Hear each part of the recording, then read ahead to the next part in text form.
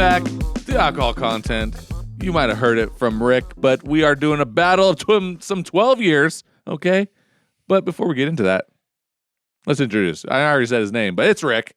Hey, right here, 12 years. You got me, Austin, and it's a battle of 12 years. So what's going on here? Like, it's just us two. You know, we got to say something. We're missing our third man, okay? We're missing our third man. Where is he? Well, he's turned communist. He's gone communist. He has traveled to the far off lands that shall not be named. But Rick, he's in Eastern Bloc countries. Okay, That's all he's doing. Yeah, that's all he's doing. For all I know, he's helping out Zelensky or something. I'm not sure what's going on. I think he's helping to build the wall again. Reagan took it down, and he is trying to build it back up. And tear down this wall. Yeah, well, Ryan's eating his way through Eastern Bloc, eating his way through schnitzel in Eastern Bloc countries. Yeah. Well, whatever he's doing.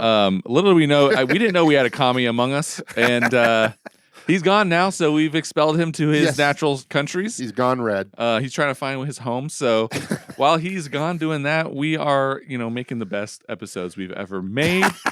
So let's get back to the subject. 12 years. We're doing a battle of 12 years. Rick, what do you got? I brought some 12-year 1792. Oh, okay. By Barton.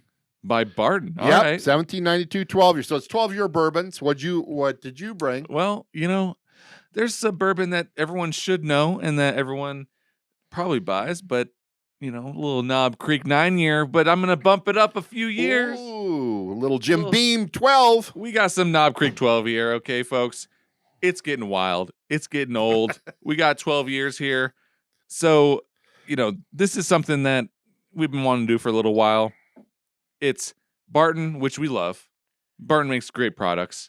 And we got Knob Creek, which we've done an episode on Knob Creek before. You can go check it out.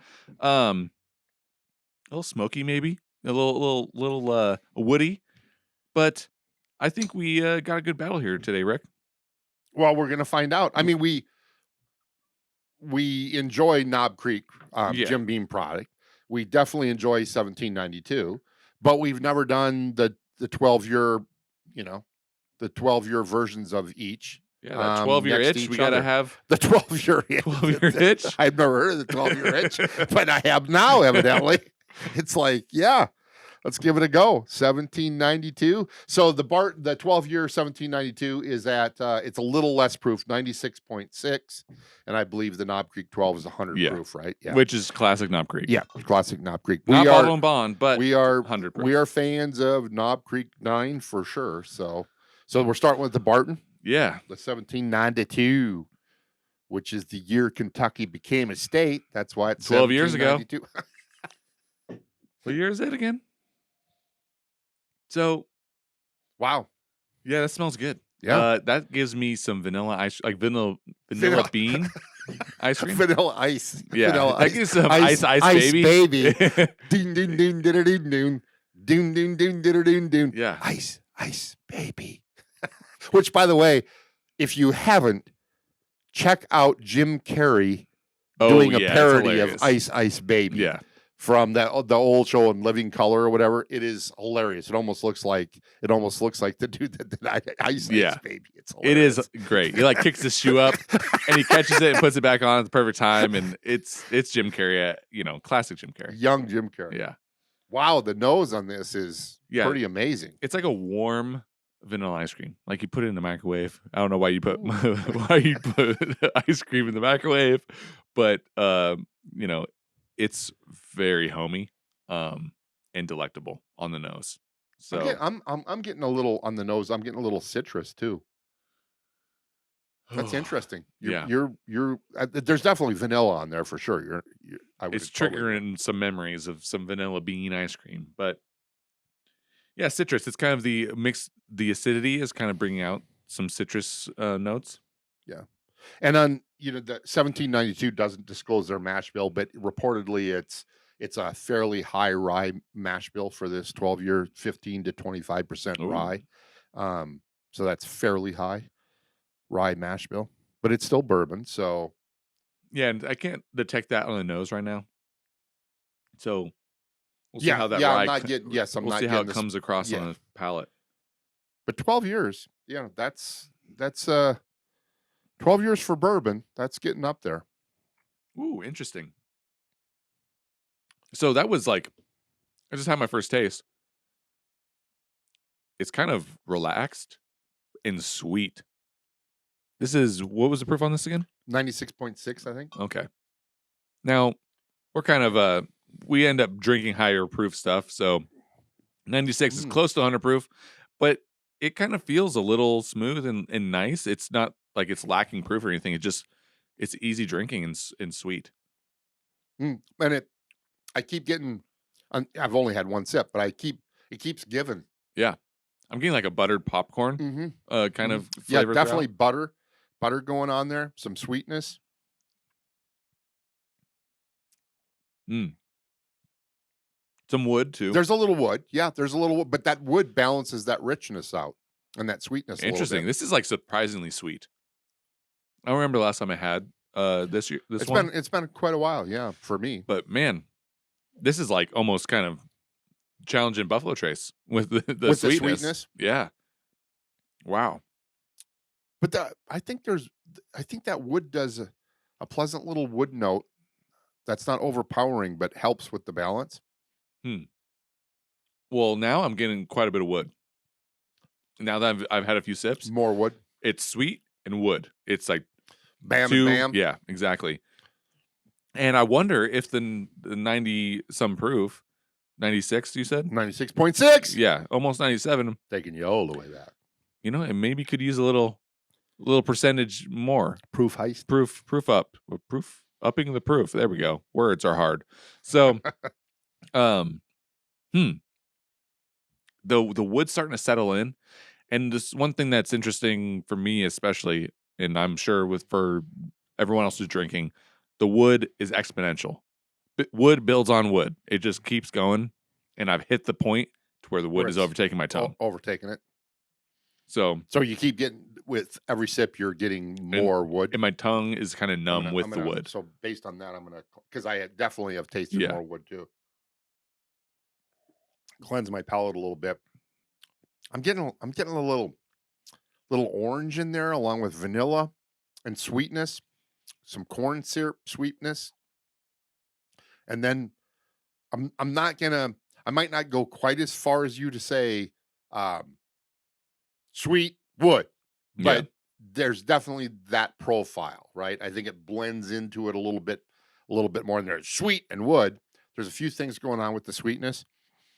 And I'm still going to say that I don't think that the wood's overpowering, but there's definitely some wood there. When I took a sip of water and I tried it again, I'm back at the first taste. Okay, so the wood did accumulate in taste. And now it's back to sweet, caramely, it's that buttered popcorn. Yeah. The wood is not overtaking. So I wonder, did you just put some water in there? I just put 2 drops. Yeah, I'm kind of curious. It's like when you have this heavy wood flavor, you might want to have a glass of water with you. Drink responsibly, okay, folks. But you might want to have a glass of water just to kind of cleanse your palate, because the wood definitely does grow. That's sort of my learning here, because I didn't. The very first sip, there was very little wood whatsoever. I wouldn't even say wood. And then the second sip, definitely wood, well balanced. Third sip, more wood, maybe a little unbalanced with the other stuff going on. But now with a couple drops of water, we're back to sort of like a balance again. Which, I mean, we're up there on the age, right? 12 years is quite a bit for a bourbon. Yeah. And this is good. It's not bad. It's just the wood accumulates. And that's my one thing with older bourbons is that wood, if it is not balanced perfectly, it's like it's a force you have to deal with. And luckily, water deals with this one. So I'm enjoying this. Yeah. So Ricky, you brought a good 12-year. Yeah, I mean, I like it. Again, it's been a long time since I've had it, and the bottling and stuff I like. I don't like their fakey, gold whatever. It's like I wish they would do something different there. But the bottle shape and stuff I like. Not that has anything to do with the taste, but definitely I am a 1792 fan, and they have their regular small batch expression, which is a great value. Yeah, I've always thought of 1792 as really good value. Bottle a and really bond. good, bottle and bond. They're is, foolproof. They hit all the things, Yep. all the tag names you need. Foolproof, barrel proof, 12-year, bottle and bond, small batch. Yeah. They got it all. Yeah, at reasonably priced. Yeah. Yeah. All right. So we go from 1792 to, I would say one of the most quintessential bourbons, the names at least, Knob Creek, the old Abe Lincoln. We definitely definitely go with Abe's toe jam or Yeah. with his feet. If you want to go back and experience some Abraham Lincoln foot picks, not feet picks, both of them, plural, it's feet picks. Go check out our episode. We did something on Knob Creek. We actually did something on Knob Creek 12 as well. We'll link them both somewhere up here on the top. But what does it taste like today against 1792? Let's find out. 12v12. 12v12. Yeah, we're going to give it a go. What's the smell for you?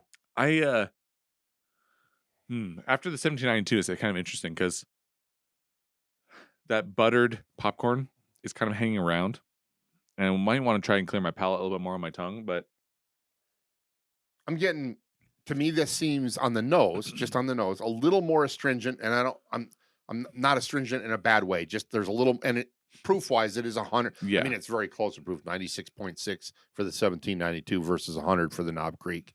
But we're proof detectives. We know, but we can smell it. Yeah, but there's definitely a little more caramel going on there on my nose, a little caramel. And just FYI, also Knob Creek 9, the regular for $35, one of the best bourbon values around, for sure. I mean, 9-year bourbon for $35. This is a little bit, it's lighter on the nose and a little bit funky. There's a little funk there, yeah. Almost like Abe Lincoln didn't get that last wood loggy chopped, and it's sort of rotting in the woods or whatever. Yeah. It's floral. There's a little floralness too. Which is strange. This is a 12-year bourbon. Yeah. How is that going to be floral? I don't know. They did it, but compared to the 1792 12-year, this is definitely floral. It's lighter on the nose. There's some floral. Yeah, there is definitely some floralness going on. I get just a little of citrus rind, just like a little of that oil that comes out. Yeah. You twist a little orange rind or whatever. Yeah.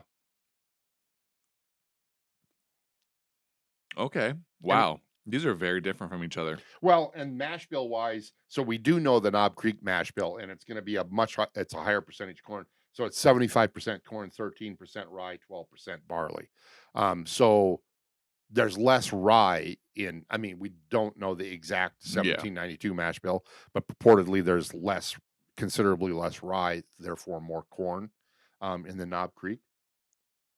Wow. Yeah. I'm getting sweeter, but more wood on my first sip. But wait a second. The dryness or the astringency of wood comes through, but it's not like I'm tasting wood. I get the sweetness, but then it like dries up. It like shrivels almost. It's a weird way to describe it, but yeah, that's really interesting. So I am getting on the Knob Creek 12. This is really interesting. I'm getting definite sweetness. Now, I've only had one sip, but definite sweetness, then markedly wood, and then back to sweetness again. So it ends sweet. It definitely ends sweet. That's interesting. Now I've gone. I don't know how many sips you've had. I've only had one, but that is sweeter than 1792 for sure. Yeah, not even any. That's really, really interesting because the wood is also cranked up to 11, and it's like they're both just like battling. It's like battle of the sweetness. And what comes out is a really mild, relaxing finish. Yeah. No, it sort of like settles in, and it's like the wood is not namaste. building. Yeah, exactly.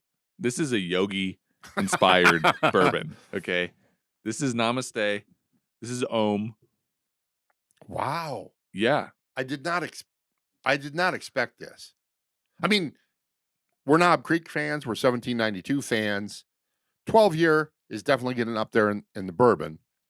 And even Ryan would admit that, he doesn't like Maker's Mark 46 because Yeah. the wood staves that go in there, it's just too much wood um, and there's definitely wood on both of these, but the sweetness is cranked up on Knob Creek Yeah. 12.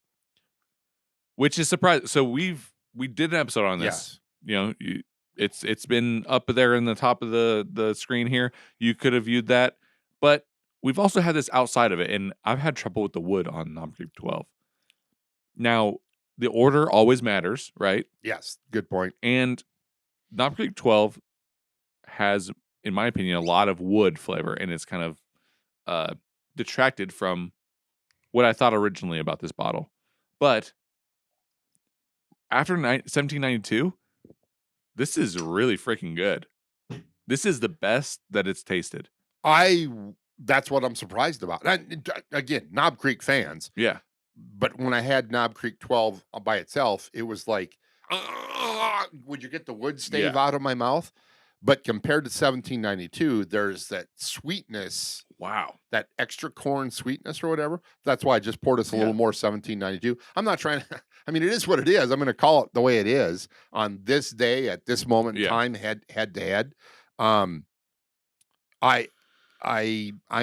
It is sort of interesting. The Knob Creek, maybe that sweetness is a good thing to balance that wood. The nose is better on the 1792. The Knob Creek is more like,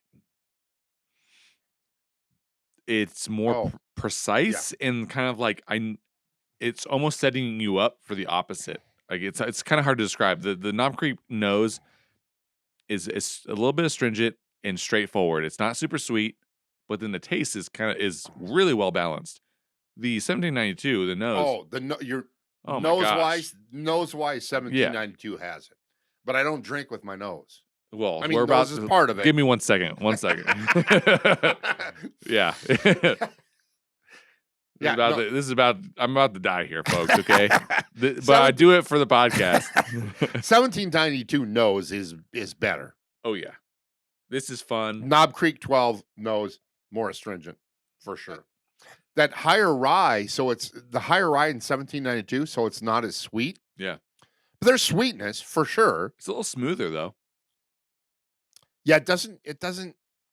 Wow, oh my God. I am now conflicted. Yeah, exactly. Here's my hot take. All right. I'm going to give a hot take. Woo! And hot take. The one that I brought. I'm sorry, Rick. I just brought the heavy hitter. Okay. I knew what we were getting into. And Knob Creek, I think it pulls it out. The balance, and again, it's all the order. It's all the time of day. It's all whatever it is you had before here. With Knob Creek as last from 1792, Knob Creek all day long. Nose, not so much. The taste, I'm impressed. They balanced an intense sweetness and intense wood, and it just mildly settles, and it's a really enjoyable experience. 1792 is not bad. It is great. It's mild. It's an easier drinker. Has a fantastic nose. But what does it come down to? It's that flavor. And it's that experience. And I think Knob Creek wins. I am going to have to say the same thing. And there you go, folks. I can't even believe it. I can't even believe it. Now, time out. $50 each for 1792. Okay. All right. What'd you pay for Knob You just Creek? had to bring up the value. I got to bring up the value. Okay. I'm not made of money. Yeah. So, unfortunately, I will admit to the viewers at home, the Knob Creek 12 is $66 before taxes. So, depending on your state, this could be very expensive. Well, relatively expensive. And does it match up with some $70 bourbons? Now, that's an episode for another day. That is, yeah. Okay. Good point. But what was the price for the 1792 again? $48 to $50. Wowza.